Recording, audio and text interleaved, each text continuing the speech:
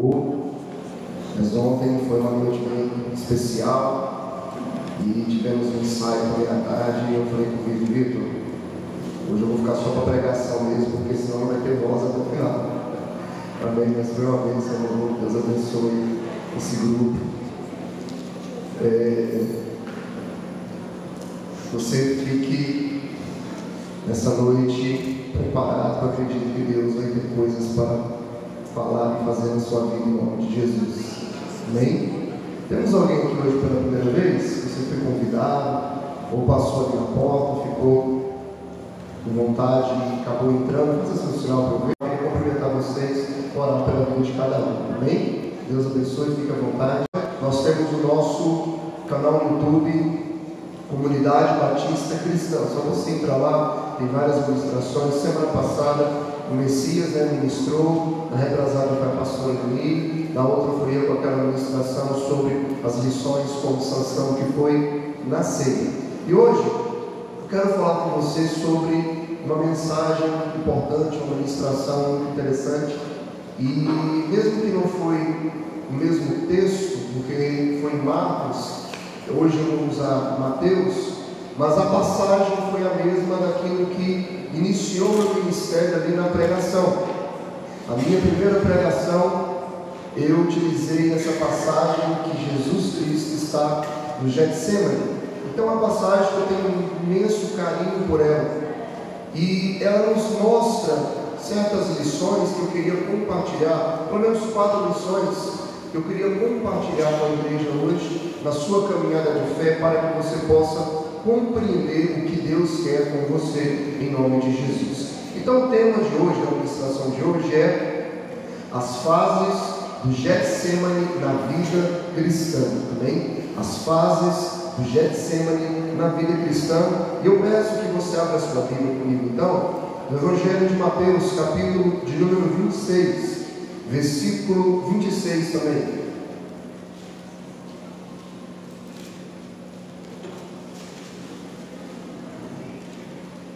Evangelho de Mateus, capítulo 26, vamos iniciar com o versículo 26 e até o 30, depois nós vamos pular para o 36.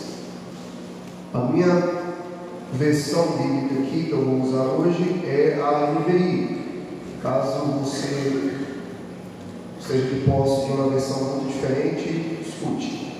Diz assim, Evangelho de Mateus 26, verso 26. Enquanto comiam, Jesus tomou o pão, deu graças, partiu e deu aos seus discípulos, dizendo: tomem e comam, e isto é o meu corpo.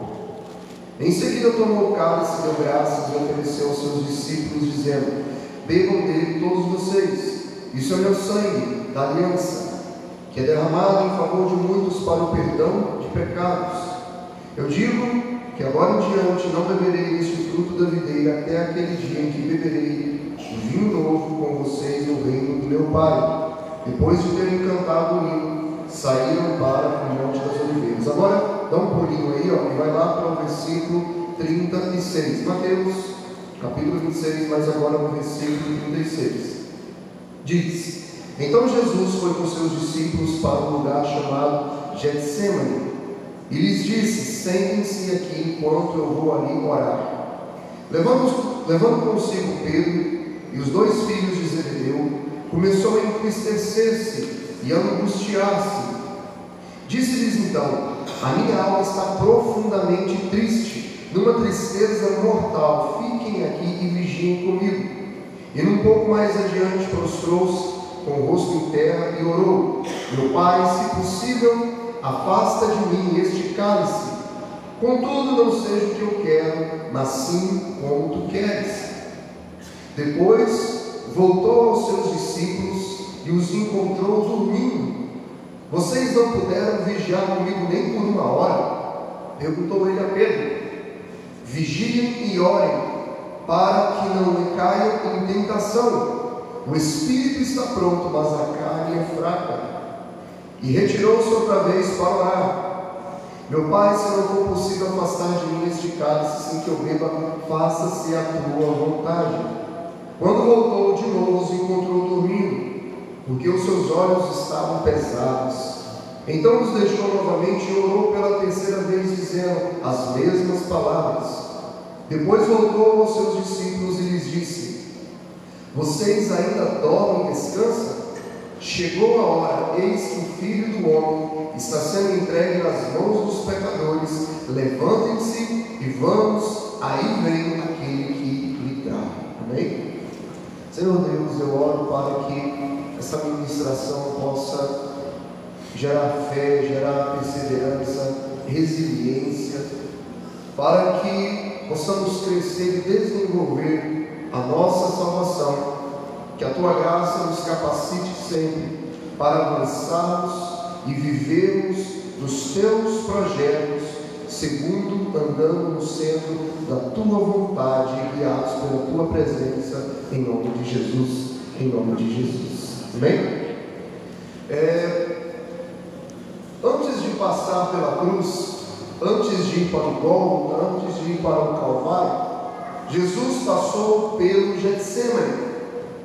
E foi um local muito pesado, apesar que essa passagem de Mateus não fala disso, mas em Lucas relata que ele chegou a suar gotas de sangue, de tal ponto estava a sua atenção ali naquele jardim, naquele local onde ele escolheu para orar, e ele suava gotas de sangue. E na versão ali de Lucas fala que essas gotas de sangue tocavam ao chão, ou seja, não era apenas uma, duas, eram gotas. O seu corpo começou a suar gotas de sangue. E foi um local muito profundo, porque foi um local de decisão. Veja, a palavra de Deus diz que toda a lei, tudo aquilo que foi profetizado antes de Cristo, culminaria, consumaria, finalizaria ali na pessoa de Jesus. Ele cumpriria toda a lei. E a lei também, ela falava sobre o sacrifício, mas também falava sobre a expiação. Sendo assim, quando nós olhamos para a cruz, nós vemos nela a redenção, nós vemos nela ali, aquele momento de resgate. Mas o sangue de Jesus não começou a ser derramado na cruz e nem com o chicote. O sangue dele começou a ser derramado ali no Getsemane. Ali então iniciou a expiação. Algo que o sacerdote fazia ano após ano. Ano após ano ele tinha que fazer aquele procedimento do sacrifício ali do cordeiro, do bode, de animais, tanto por si, da sua família e pelo povo inteiro. O dia do perdão, Yom Kippur. Todos os anos ele tinha que fazer isso. Mas Cristo Jesus, como nosso sacerdote segundo a ordem de Melquisedeque, cumprindo a lei, ele fez a expiação, não utilizando cordeiros e nem bodes, pois ele mesmo foi o Cordeiro de Deus enviado ao mundo. Mas ao contrário daquilo que era que fazia o sacerdócio levítico, o sacerdote descendente de Arão, os Coanim, que todos os anos eles tinham que repetir, a palavra de Deus diz no livro de Hebreus que o sacrifício de Jesus é perfeito, por isso ele se ofereceu apenas uma vez e pronto, e acabou. Porque o dele é perfeito, o dele não tem mácula. Ele veio ser entregue sem pecado, porque o sacerdote tinha que oferecer o cordeiro até por ele mesmo, mas o próprio Jesus, ele mesmo foi o sacrifício perfeito, sem pecado. E nele se cumpriu então toda a lei. Por ele nós temos essa redenção, mas isso, o processo da expiação, começou ali no Getsemane. Como eu falei em Lucas capítulo 22, versículo 44, enquanto ele começou a derramar gotas de sangue ali no chão. Só que eu quero falar, e agora eu vou entrar mais no tema da nossa ministração, que o Getsemane não é apenas um lugar, mas ele é uma fase. Getsemane não é apenas um local, mas ele é uma fase que nós passamos na nossa vida cristã. E aqui agora, entrando para aquilo que nós lemos, principalmente aqui a partir do versículo de número 36, do Evangelho de Mateus capítulo 26, que nós lemos, o Getsemane em si, nós podemos tirar 4 lições daquilo que Jesus Cristo passou e que nós lemos. E a primeira que nós podemos elencar aqui é a fase de guerras que não devemos lutar sozinhos. A primeira lição que nós podemos tirar dessa fase aqui do Getsemane é que guerras que nós iremos travar, não necessariamente nós temos que estar sozinhos nelas. Nós vemos que logo no começo aqui, Jesus pede para que seus discípulos orem com Ele. Gente, nós estamos falando aqui de Deus Emanuel. Nós estamos falando aqui daquele Jesus Cristo que orava por aqueles que estavam com uma carência de fé. Certa vez Jesus foi orar por um menino que tinha, ao nosso ver assim, hoje em dia, seria como se fosse uma epilepsia, que o deixava mudo, surdo, caía em qualquer lugar, às vezes na água, às vezes no fogo, e se não tivesse alguém para socorrer, poderia falecer aquele rapaz. Os discípulos de Jesus não puderam orar, e ele leva para Cristo, o Pai, chamado ali, e Jesus fala para ele: ó, você crê? Ah, não sei, eu levei para os seus discípulos, eu mesmo não puder. Jesus fala para ele: tudo é possível aquele que crê. Tudo é possível, para Deus nada é impossível. E aí o Pai chega e fala para Jesus: me ajude então na minha incredulidade. Em algumas traduções, me ajude então na minha pequena fé. Na minha fé pequena. E Jesus vai lá e fala: imagina só, ele é aquele que os discípulos olham para ele e falam: Senhor, nos ensine então a orar. E Jesus vem e ensina a oração do Pai Nosso, que é uma oração modelo. Mas de repente, nós vemos aqui no momento do Getsemane que Jesus estaria travando a maior batalha da sua vida aqui na terra. Ele estaria travando essa batalha que seria terrível, porque nós lemos aqui que a palavra de Deus fala que ele começou a entristecer-se e a angustiar-se. E ele mesmo fala que a alma dele estava profundamente triste, numa tristeza mortal. E ele fala: fiquem comigo, vigiem comigo, orem comigo. Primeira coisa que nós temos que ter então, como um exemplo nessa passagem, que poderia ser impensável para nós, é que se Jesus Cristo pediu, quem não somos nós para a gente não pedir também para que os irmãos orem conosco? Verdade. No momento de uma batalha, no momento de uma guerra, no momento de uma luta, no momento desta fase do Getsemane, quando você está passando ali por aquela aprovação, Jesus nos deu o exemplo. Então que nós possamos chamar também mais pessoas abençoadas para estarem comigo, vigiando conosco, orando conosco naquele momento.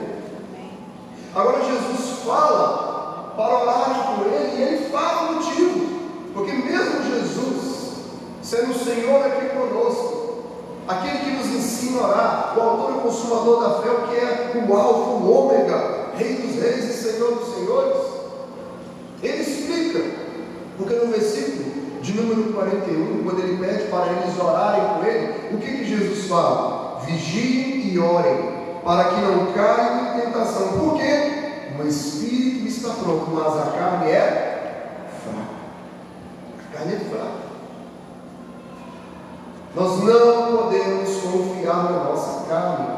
Nós não podemos confiar. Veja, Jesus Cristo, nós temos que Ele era divino aqui na terra. Era o Senhor, era um com o Pai, mas Ele também era homem. E ali como homem, Ele teve que passar pelas mesmas fraquezas e tentações que nós passamos.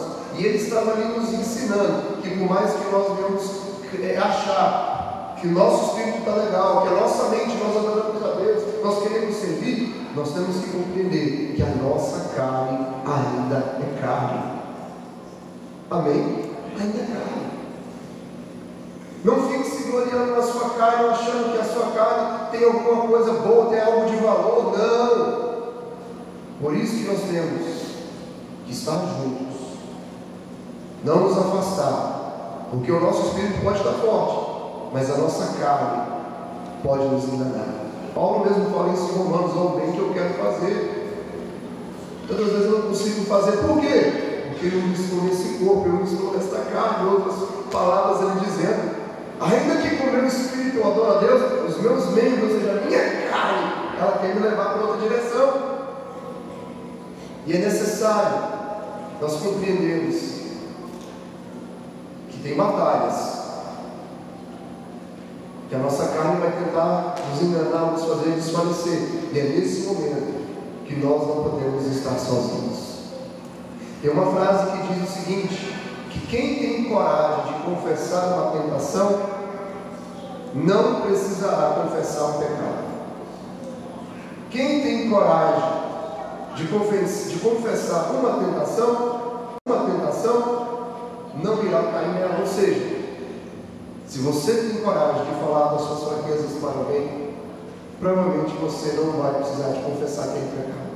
Mas quando você fica passando por uma batalha, passando por uma peleja, uma guerra sozinho, a chance daquilo te dominar é muito grande. Eu estou com vontade de chutar o balde, eu estou com vontade de voltar para as drogas, eu estou com vontade de adulterar, estou com vontade de prostituir, eu estou com vontade de desistir da fé, e você fica guardando tudo aquilo para si. Provavelmente aquilo vai dar vazão para uma outra coisa. Mas quando você está sentindo-se tentado por algo, veja, ser tentado não é pecado.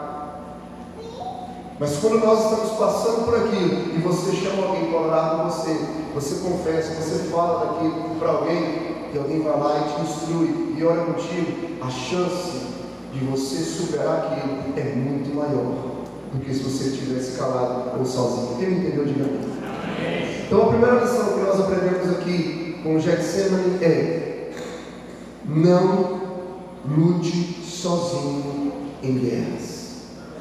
Amém? A segunda fase aqui que nós aprendemos no Getsemane, a segunda lição, é que tem pessoas que nós contávamos com elas, mas elas podem adormecer. São pessoas que nós contávamos com elas para estar ali do nosso lado, estar nos socorrendo, estar nos ajudando, estar dando aquele ombro amigo, aquela mão que nos sustenta, dando aquela palavra de encorajamento, aquela palavra do tipo assim: não faça isso, o que é isso? O que você está pensando? Estamos aqui juntos, vamos vencer. E de repente não terá aquela empatia com você e vão te abandonar, não vão corresponder às suas expectativas. Mas eu quero te dizer algo aqui maravilhoso: Jesus jamais nos abandona. Porque Ele foi abandonado em nosso lugar. Por isso Ele nunca jamais vai nos abandonar. Glória a Deus. Amém? Jamais. Todos podem te abandonar, como diz a palavra de Deus, até o seu pai e a sua mãe podem te abandonar, mas eu, Senhor, não me darei. Amém. Jamais. Eu lembro quando eu era criança, eu não lembro quem foi que iniciou isso, acho que foi um pregador lá nos Estados Unidos, na Austrália, coisas do tipo. Mas deu uma ilustração e tinha uma pessoa que sempre andava com Deus, e quando ela estava ali na praia, ela sempre andava, quando olhava para o lado, talvez você já viu essa história, sempre havia uns pezinhos ali na areia. Olha, Deus andando comigo, Deus falando: eu estou contigo, sempre. Só que de repente, um desses dias que estavam andando ali na praia, começou a vir um vendaval, começou a vir ali uma tormenta, uma coisa difícil. E ela entrou em desespero, e quando olhou para o lado, os pezinhos que andavam com ela, aquelas pegadas, desapareceram, e ela só via as pegadas de uma pessoa. E ficou pensando: muito bem, quando estava tudo bem bom, estava aqui do meu lado. Agora que vem a tormenta, que vem o dia ruim, estou sozinho, estou abandonado. E aí, quando passou aquela fase, quando chegou do outro lado, as duas pegadas começou de novo, do ladinho, com aqueles 4 pezinhos. Eu tomei um pouquinho. No momento da bonança estava comigo, no momento da tempestade me abandonou. Só fiquei vendo aqui uns pés, aqui, só um par de pé. E aí, quando atravessou para o outro lado, ficou tudo bem? Apareceram os seus pés de novo? Não, isso não. Quando estava no momento da tempestade, os pés que você estava vendo não eram os seus, eram os meus, pois eu estava te carregando no meu colo. Amém? É algo assim que talvez muitos já ouviram e ouvir isso, Isso fixou na minha mente, porque Deus jamais nos abandona. Glória a Deus. O Senhor jamais nos abandonará. Amém. Mas é interessante nós aprendermos com essa lição, porque por 3 vezes Jesus pede para que seus discípulos, ele levou consigo 3 discípulos, ele pede para que por 3 vezes eles fiquem com ele. Veja, nós começamos lendo ali no período da ceia. Judas já tinha saído para trair Jesus. Pedro já tinha sido avisado que ele ia negá-lo, e aí ele leva consigo seus 11 discípulos lá para o Getsemane. Judas já estava já incomunado lá com os sacerdotes para traí-lo, e daqueles 11 ele separa 3, tira ali o Pedro, mais 2 discípulos e leva consigo para orarem com ele. Por 3 vezes ele os encontra dormindo. Ele está orando ali: Senhor, eu estou angustiado, eu sei que me aguarda. Ainda que toda a plenitude, toda a divindade habite em mim, eu estou olhando um corpo humano, eu tenho que passar pelas mesmas fraquezas, e eu estou sentindo um pavor, porque eu sei que o pecado do mundo, desde Adão até o último homem a ser gerado nessa terra, está vindo sobre mim. A angústia foi muito grande, e ele começa a falar: Pai, se possível for, passa de mim esse cálice. Ou seja, se possível for, se tiver outro jeito, não deixe eu morrer na cruz, vamos assim dizer. Adie isso, ou encontre uma outra forma de redimir a humanidade. É mais ou menos isso aqui que Jesus está falando. Só que ele fala: mas não seja o que eu quero, porque eu estou naquele momento agora de humanidade, mas não seja o que eu quero, mas sim o que tu queres. E ele encontrou os seus discípulos 3 vezes dormindo. Levantava, orava 1 hora, levantava, chegava lá, os discípulos estavam dormindo. Ele chamava: gente, vigia comigo, e voltava lá, se prostrava com o rosto em terra e orava, falando as mesmas palavras. Levantava, depois de 1 hora, chegava lá, via os discípulos dormindo de novo. Gente, levanta, ora comigo, fica comigo. Muitas das vezes, as pessoas que você poderia contar não vão corresponder às suas expectativas, não vão dar aquele feedback que você queria, vão até mesmo te abandonar. Não acredito que isso aqui não acontece na igreja, não, né? Ou alguém aqui nunca foi abandonado? Todo mundo já foi. Gente, eu já investi tanto naquela pessoa.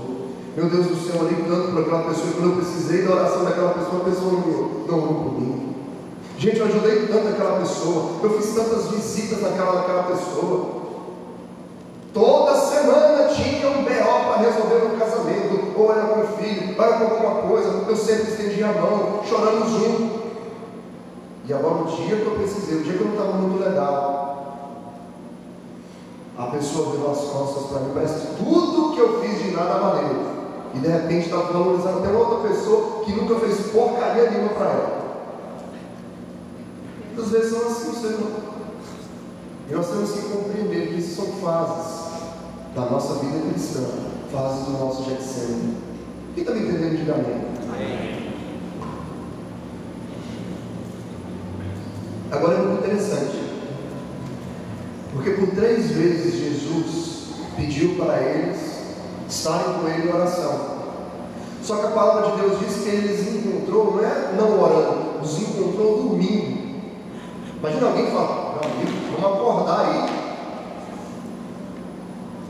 Quem já participou de vigília? O dia de Jesus está falando de uma vigília agora. Quem já participou de vigília? Tem vigília que geralmente é das 10 da meia-noite, mas tem aquelas vigílias que começam às 7, 6 horas, 7, 8 horas da noite e vai no outro dia. Eu me lembro, eu estava lá naquele primeiro amor assim, e eu era monteiro, quem crente monteiro, não saía do monte. E eu tinha um carro assim, coloquei um som nele, em Corsinha, a gente ia lá para o Monte do Medano, nem sei se pode mais orar lá hoje em dia, mas a gente chegava lá, abria o som, a gente orava, e mesmo com o som alto, eu levava lá um grupo para a gente orar. Tinha uns que dormiam assim, pendurados na moto, pendurados em qualquer canto. Eu falava: meu amigo, olha o som alto aqui, a presença de Deus descendo, e tinha gente que dormia. Mas Jesus estava pedindo 3 vezes. E nós temos que analisar esse sono desses discípulos. Porque não é um sono comum, é um sono de providência. Amém? Entenda que há um princípio aqui nesse sono desses discípulos. O que Jesus ensinou para os seus discípulos ali em Mateus, no Evangelho de Mateus, capítulo 18, versículo 19 e 20? Só virar um pouquinho mais para trás, depois a gente volta aqui no que a gente está estudando aqui na Palavra de Deus. Evangelho de Mateus, capítulo 18, versículo 19 e 20. O que ele falou aqui? Se você não encontrou, escute. Diz assim: também digo que se 2 de vocês concordarem na terra, em qualquer assunto sobre o qual pedirem, isso será feito a vocês. O meu Pai Celestial está no céu. Versículo 20. Pois onde se reunirem 2 ou 3 em meu nome, ali estarei no meio deles. Esse é o princípio da oração. A oração de concordância que o próprio Jesus ensinou. E nós não temos dimensão do poder da oração, dimensão sobrenatural, espiritual, do poder de oração, quando nós nos reunimos como igreja, crendo no nome de Jesus, selando com o nome de Jesus. Ainda mais quando a igreja está ali num propósito de oração, de jejum, de entrega. Pedro estava preso, como diz ali no livro de Atos, e a igreja se reuniu para orar em prol dele. A igreja orando e os anjos trabalhando lá onde Pedro estava, quebrando correntes, abrindo cadeias, porta automática se abrindo. Nem existia motorzinho lá, e a Bíblia diz automaticamente a porta se abriu. E de repente Pedro sai livre e vai em direção onde a igreja estava orando. E Pedro começa a bater: gente, abre aqui. E o pessoal mandou para o céu: quem que é isso? É um espírito. E Pedro falou: sou eu, Pedro. Mas o que é isso? Pedro está preso? O que está acontecendo? E quando eles viram que realmente era Pedro, eles se alegraram muito. Nós não temos noção do poder que há na oração. Por nós concordamos. E nós vemos aqui que esse sono desses discípulos foi gerado por Deus para não ter concordância. Porque Jesus, imagina se ele está lá ajoelhado: Pai, estou suando gotas de sangue, eu estou muito atribulado aqui neste momento. Estou suando gotas de sangue. Se possível, passa de mim este cálice. E os discípulos: amém, glória a Deus. Passa dele esse cálice, Senhor. Não teve concordância na oração. Quem está me entendendo? Diga amém. Não teve concordância.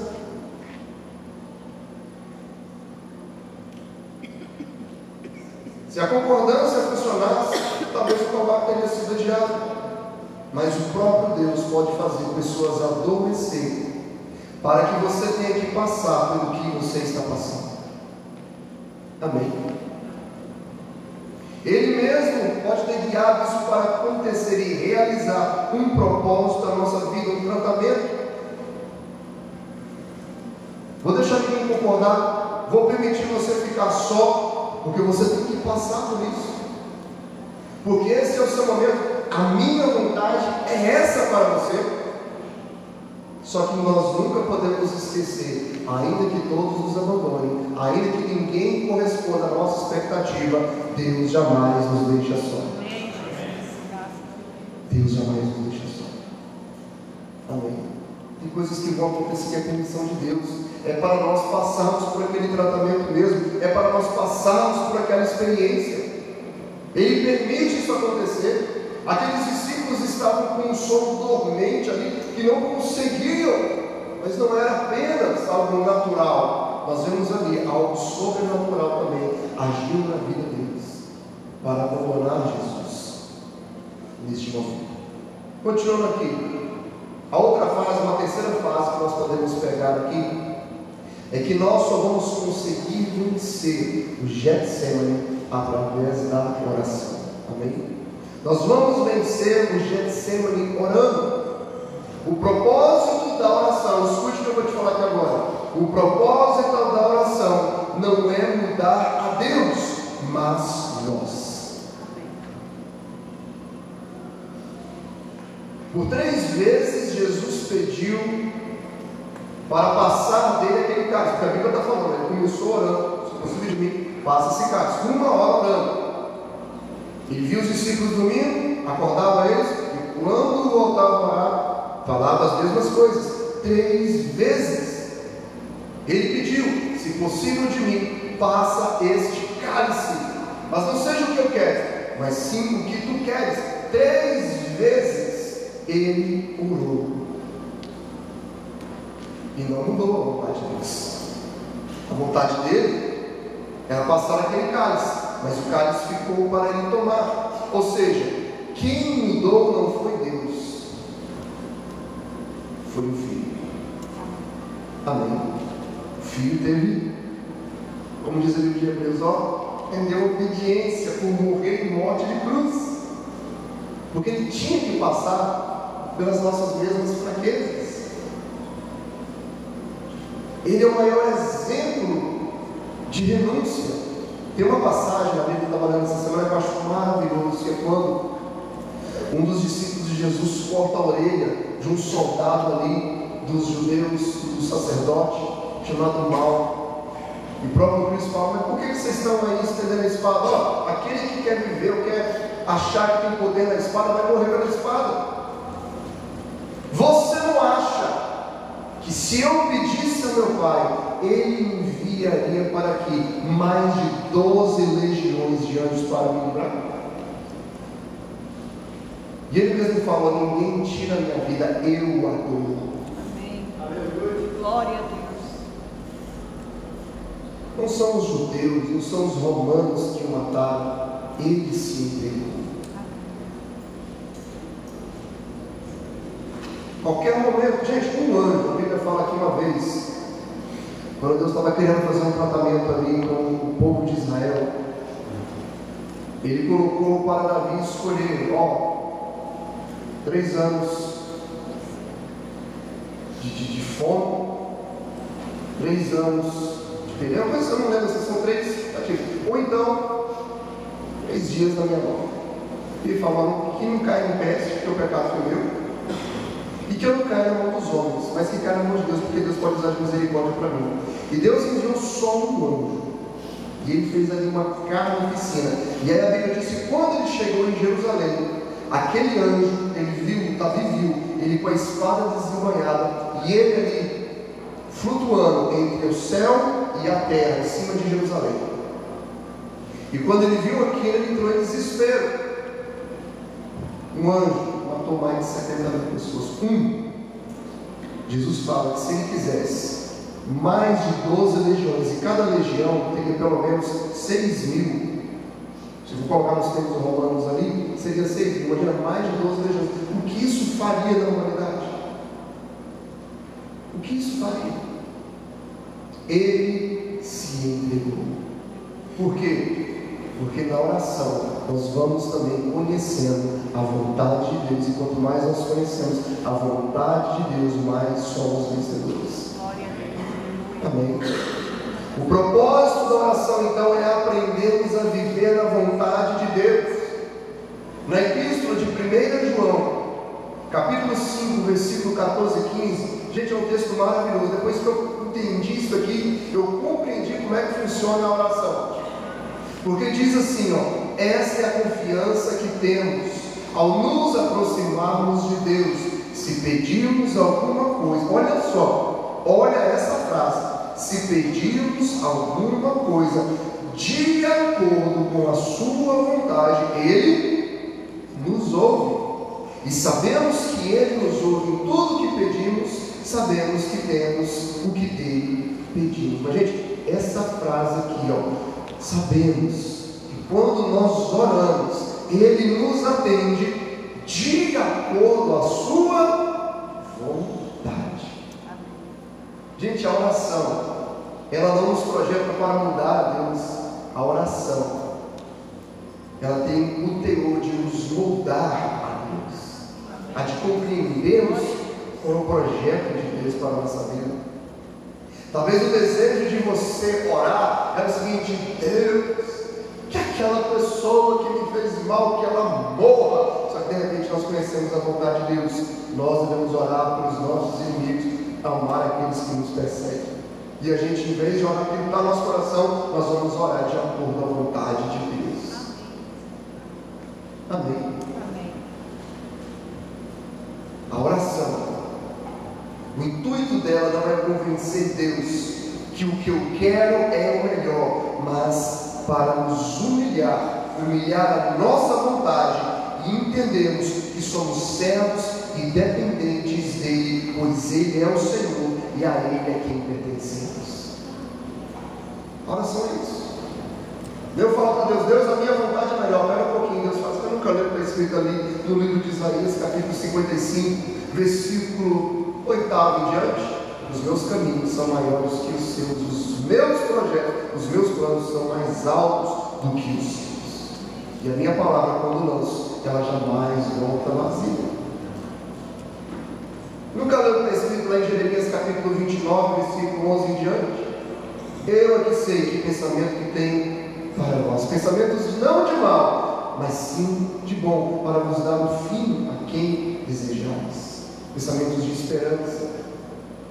Então vocês vão me clamar e vão me buscar de todo o coração, e eu os ouvirei. É quando nós entendemos a vontade de Deus que nós vencemos os Getsêmanes da nossa vida. É quando nós entendemos a vontade de Deus, a nossa oração vai se alinhar à sua vontade e nós vamos vencer nesta fase. Posso ouvir um amém, gente? Amém. Quem está me entendendo? Às vezes nós não estamos vencendo porque estamos querendo que Deus te amolde a nossa vontade, mas nós que temos que nos moldar à vontade dele, pois ele vai nos ouvir quando nós compreendemos o que está no coração dele. Amém. Nos ouvir.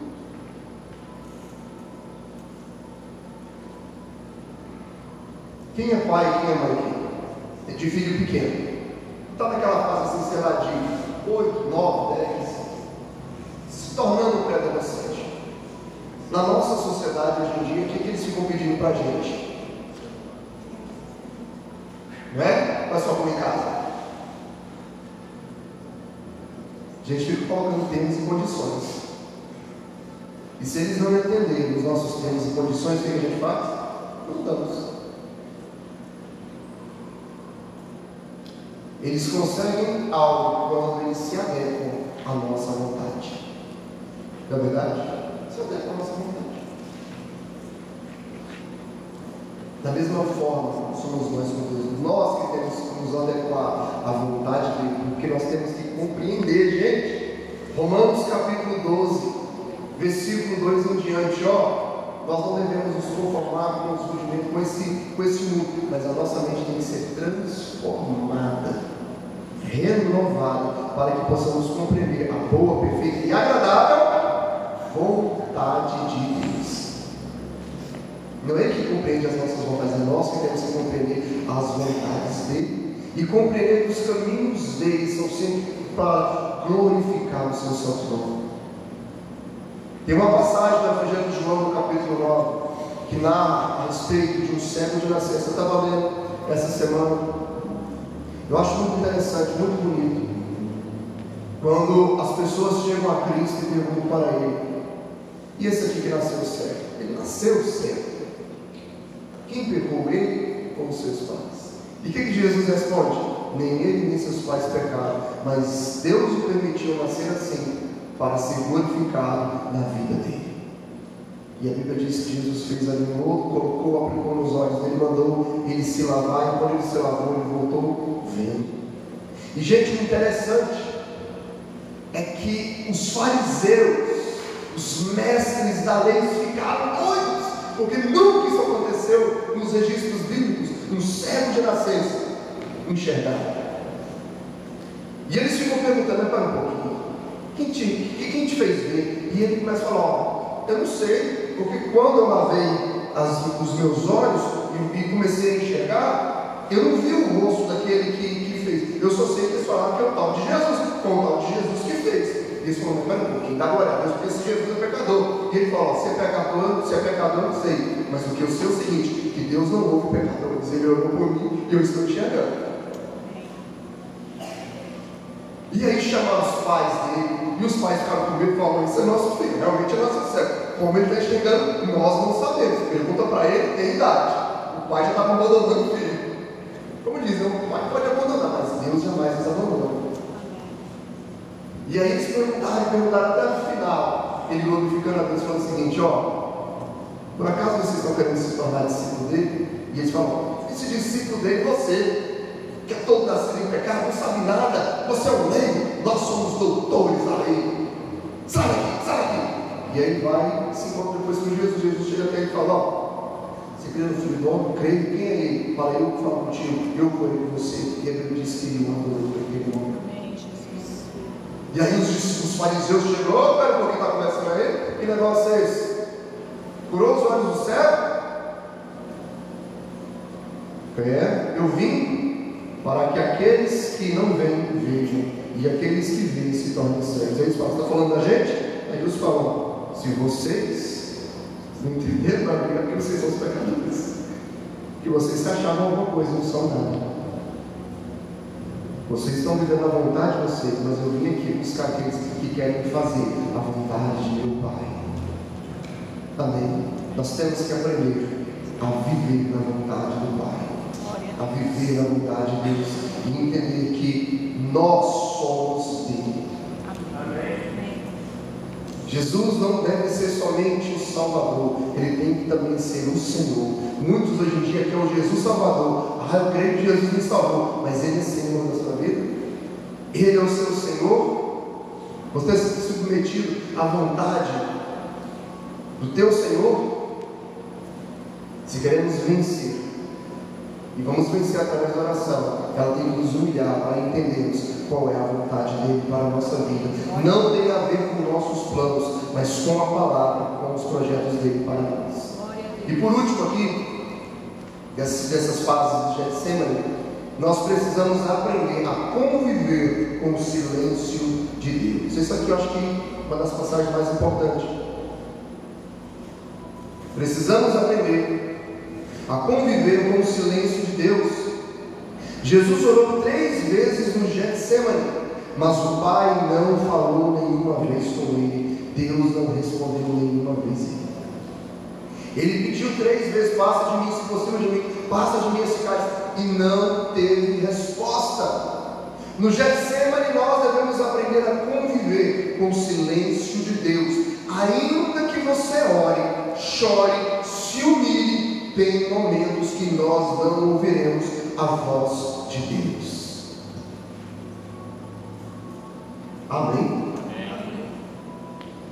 Aleluia. Em certa ocasião, o apóstolo Paulo orava. Ele tinha muitas revelações. Ele foi um homem que foi arrebatado, foi usado para curar, para libertar. Teve uma revelação muito grande a respeito do Evangelho. Um homem que fez uma tremenda diferença. Mas a Bíblia diz o seguinte: que foi enviado para esbofeteá-lo na cara, um espinho na carne, que nós não sabemos o que é esse espinho. Tem conjecturas, mas nada é cravado dizendo: é isso mesmo. Mas o fato é que aquilo foi enviado porque as revelações que ele tinha eram tão grandes, então para ele baixar a bola, foi permitido isso. E durante 3 vezes ele diz que orou, pedindo para que arrancasse aquilo dele, para tirasse isso dele, mas Deus não removeu, Deus não respondeu a oração dele. A única coisa que foi dito foi: a minha graça te basta. Você pode achar isso aí em 2 Coríntios capítulo 12, versículo de número 9. A graça de Deus nos basta. Quando nós não temos a resposta de Deus, mas apenas o silêncio, nós não podemos nos esquecer que, independente de tudo, a graça do nosso Senhor nos basta. Enquanto tem graça nos caminhos, perseverarmos, apesar de tudo, até mesmo se pergunta sem resposta, a graça de Deus jamais nos faltará. Amém, Jesus. Glória a Deus. Jamais nos faltará. No silêncio, Deus está conosco. Posso ouvir um amém? Amém. Quantas vezes você faz oração e parece que você não escuta a voz de Deus? Eu me lembro uma certa vez que eu estava na igreja tão limpinho, Chegou um rapaz, até me ligou, essa semana tinha muito tempo para falar com ele. Me ligou, querendo fornecer, me vender um negócio de energia solar. Eu me lembrei disso. E uma vez ele me pegou, não lembro se estava no encontro, estava aqui na igreja. E ele me perguntou: Samuel, vocês falam vira e mexe aí que Deus falou. Mas como é que Deus fala? Como é que você sabe que é Deus? Queridos, e eu falei para ele: a gente sabe como Deus fala, porque não tem dúvida que Deus fala. Amém? Não temos dúvidas. Não temos dúvida, mas tem hora que a gente fala: Deus não está falando. Eu estou orando, eu estou clamando, até escuto a palavra de Deus, mas a voz de Deus, a resposta dele para a minha vida está cri, cri, cri, cri, cri. Mas nós não podemos ficar desesperados, mas devemos perseverar, lembrando sempre que Deus está nos capacitando através da sua graça, da sua misericórdia e do seu Espírito que em nós habita. Amém. Eu quero terminar, já concluindo aqui para a gente orar. Eu acredito que hoje é um dia de oração para nos lembrarmos que as guerras não podemos ficar sozinhos nelas. Tem um livro, um personagem bíblico que é muito interessante, Jó. Quem já leu o livro de Jó aqui? Quem entendeu? Uma coisa é outra coisa é entender, né? Mas pelo menos você leu, está valendo. No livro de Jó, ainda que você não entendeu tudo, ou até mesmo se esqueceu de algumas coisas, você vai reparar que o livro de Jó tem mais perguntas do que respostas. É ou não é? Jó, quando está naquela situação de calamidade, nós só vemos ele sentado ali com seus amigos e só vem pergunta, tanto de Jó como vem pergunta de outro. Mas por quê? Por quê? Por quê? Por quê? Por quê? E nós não temos resposta. São 70 perguntas.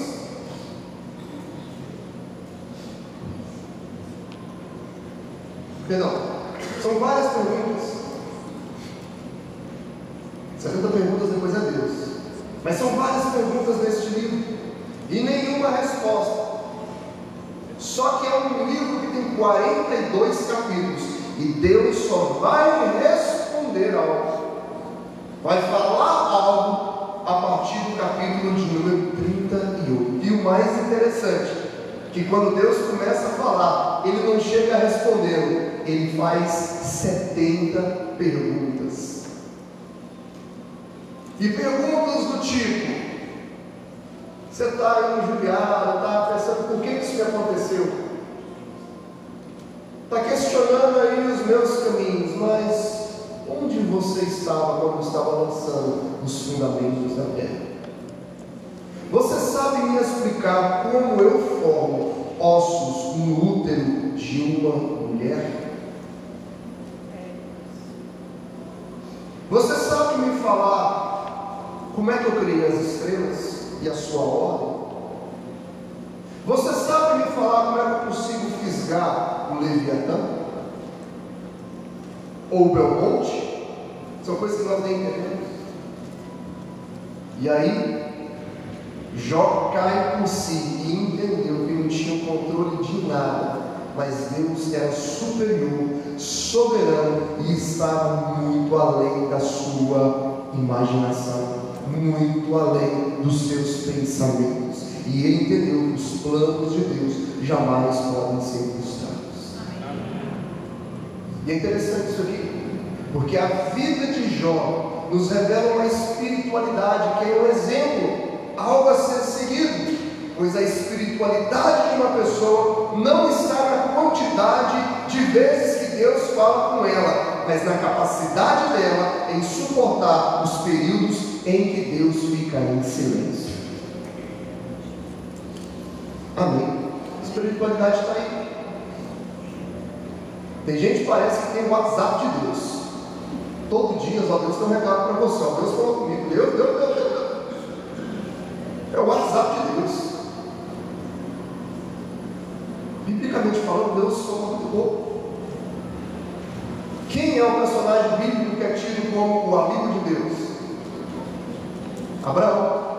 Abraão foi tido como quem? O amigo de Deus. E nós vemos ali Deus se tornando amigo de Abraão ali em Gênesis capítulo 12. e dá uma promessa para ele, vi com 75 anos, mas passa 24 anos para Deus falar com ele outra vez ali, ó, está com 99 anos. E se você pegar as vezes que Deus falou com Abraão, a gente vai ver que esse amigo de Deus falou com ele apenas 4 vezes. Amém? Ou seja, a espiritualidade, ela é revelada na nossa capacidade de suportar o silêncio de Deus quando Ele não fala conosco, quando Ele não nos responde. A nossa perseverança, a nossa resiliência. Nós temos que entender que Deus, olha só, preste atenção, que Deus nos conduz a todo momento, em todo instante, nos conduz através da sua palavra. Na Bíblia. Nós somos conduzidos, somos ou não somos? Pois a palavra mesmo diz que ela é luz para os nossos caminhos, é lâmpada para os nossos pés. Nós somos conduzidos pela Bíblia, nós somos conduzidos pela palavra, mas naquele sentido rema, a palavra revelada, algo específico, isso é muito pouco. Amém? Isso é muito pouco. Nós pegamos poucas coisas dessa forma na Bíblia. Nós seguimos a palavra de Deus, nós somos conduzidos, mas aquele rema, aquela coisa específica, aquela teofania, são raras vezes. E a nossa espiritualidade, ela tem que ser testada no silêncio de Deus. Amém? Glória a Deus. Mas por último aqui, só para você refletir, voltando aqui em Jó. Gente, Jó foi uma pessoa, para concluir aqui, Jó foi uma pessoa que o testemunho dele, quem deu foi Deus. Não foi? Foi Deus. Você pega a vida de Davi, você vê pessoas escrevendo sobre ele. Davi foi aquele que matou seus 10 milhares. E pega outros personagens, são pessoas que escrevem deles. Mas de Jó foi o próprio Deus que testificou, pois dizia: está vendo esse rapaz aí? Está vendo esse homem? Ele é justo e íntegro. Quem falou isso? O próprio Deus.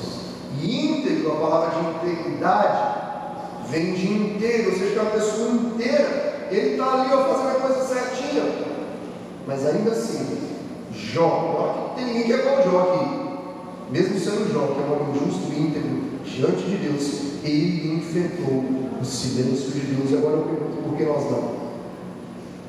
Mas eu quero finalizar dizendo o seguinte: persista no silêncio de Deus. É algo que está nos planos dele, pois o Getsemane é só uma fase, mas independente disso, nunca se esqueça, a graça de Deus nunca nos faltará.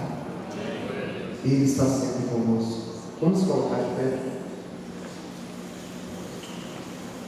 Eu não sei como você chegou aqui, ou como que te trouxe a sua motivação.